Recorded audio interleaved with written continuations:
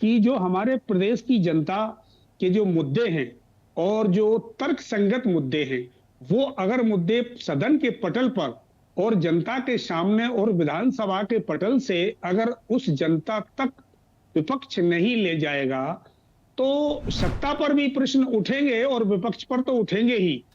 तो आदरणीय, मेरा यही कहना है कि 5 दिन से बढ़ा करके कम से कम 15 दिन का ये सत्र रखना चाहिए था, जिसमें 1500, वैसे तो 15 दिन का भी कम है, एक महीने और 40-40 दिन, 35-35 दिन के चलते थे सत्र। तो इतने सत्र में चलने से अब या तो देखो सरकार इसमें डर रही है क्योंकि मुद्दे बहुत हैं। सरकार के सामने जो मुद्दे हैं और सरकार की हालत खराब है क्योंकि ये जवाब नहीं दे पा रहे हैं। इसलिए मुझे तो ये लगता है कि 5 दिन का जो सत्र रखा है, इसलिए शॉर्ट में ये जनता के मुद्दों को निपटाना चाहते हैं और जनता के जो मेन मुद्दे हैं उन पर पर्दा डालने का प्रयास किया जा रहा है। ठीक है, सीताचरण जी वापस आऊंगी। सागर जी मुझे सुन पा रहे हैं? जी बिल्कुल। हाँ सागर जी, देखिए क्योंकि विपक्ष हैं, उनके पास बहुत सारे मुद्दे होंगे, बहुत सारी बातें होंगे, बहुत सारे आरोप होते हैं, लेकिन ये जरूर देखना पड़ेगा कि कहते हैं ना कि सत्र छोटा सा है पर सवाल बहुत सारे हैं, तो उनका जवाब सरकार को देना है। क्योंकि यदि किसी भी विषय पर पूर्ण रूप से चर्चा नहीं हो पाएगी तो फिर वही आरोप आएंगे, वही शोर शराबा होगा कि जवाब नहीं मिला। तो ये कहीं ना कहीं एक चुनौती जैसा है, इसको कैसे फुलफिल किया जाएगा? देखिए, आज कांग्रेस फिर एक बार वही कर रही है जो वो पिछले 20 सालों से करती आई।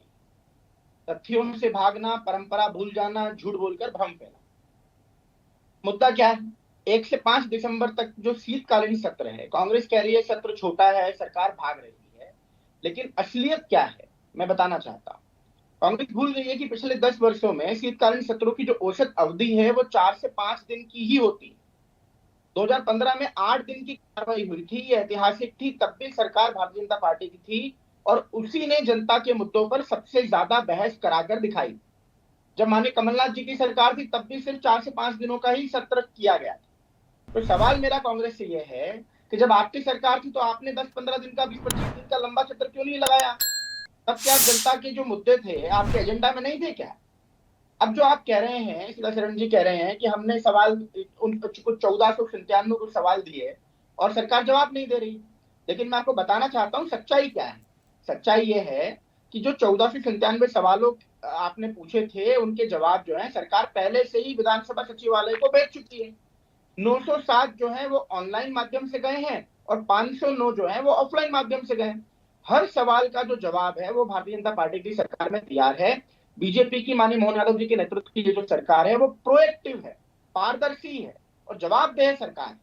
अब मैं कांग्रेस से पूछना चाहता हूं, आप बताइए, इतना होमवर्क करने की आदत क्या आपकी है क्या? आपको ये बात तो समझ नहीं आती कि कांग्रेस का जो शासन रहा वो लूट का रहा, जनता के सत्रों से हमेशा भागती नजर आई। कांग्रेस सोशल मीडिया पर सिर्फ वीडियो बनाकर डालते हुए सत्र बढ़ाओ, सत्र बढ़ाओ, सत्र बढ़ाओ ऐसा कह रही है, लेकिन सवाल यह है कि कांग्रेस के पास एक भी ठोस मुद्दा है जिसके लिए सत्र को बढ़ाने के विषय में सोचना भी है क्या? कांग्रेस अपने मुद्दों से भटकी हुई है। कांग्रेस की राजनीति नारा, आरोप और अराजकता है और भारतीय जनता पार्टी राजनीति करती है नीति, पारदर्शिता और परिणाम के लिए। तो सदन जब काम करने के लिए होता है, नारे लगाने के लिए नहीं होता। पिछले सत्र में कांग्रेस ने ड्रामा किया, धरने दिए। इस बार गाइडलाइन में बदलाव के बाद में फिर वो नोटंकी की तैयारी कर रही है।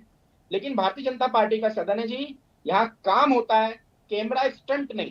कांग्रेस की पीड़ा क्या है मैं समझ सकता हूँ। कांग्रेस की पीड़ा सिर्फ एक है कि उनको कैमरा स्टंट करने के लिए समय कम पड़ रहा है, तो इसीलिए शायद ये उनकी चिंता का सबब बना है कि कैमरा स्टंट हो नहीं पाएगा, सिर्फ जनता के ठोस मुद्दों पर काम होगा और शायद इसीलिए उनकी ये चिंता उनको सताती नजर आ रही है। ऐसे ही वीडियोस के लिए लाइक करें, शेयर करें, फॉलो करें। YouTube पर जाकर सब्सक्राइब कर बेल आइकन दबाना ना भूलें और ताजा अपडेट्स के लिए swedeshlive.com पर जरूर जाएं।